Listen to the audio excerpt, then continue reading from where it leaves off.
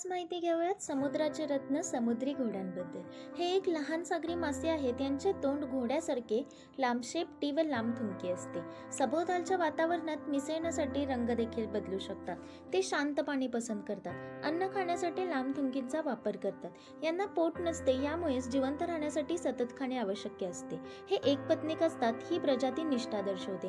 यांच्यामध्ये अनोखी पुनरुत्पादन पद्धती असते. मादी तिची अंडी नराच्या थैलीत हस्तांतरित करते व नर पिल्लांना जन्म देऊन त्याची देखभाल देखील करतो.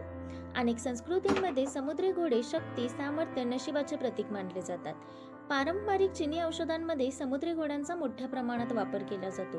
नपुंसकता, प्रसूती वेदना, वंध्यत्व, टक्कल पडणे, दमा, संधिवात बरी करण्याची क्षमता यांच्यामध्ये असते आणि याच कारणाने दरवर्षी 20 दशलक्ष समुद्री घोडे पकडले जात असत. यामुळे त्यांचे अस्तित्व धोक्यात आलेले आहे. अशाच फॅक्ट जाणून घेण्यासाठी चॅनलला सबस्क्राईब करा.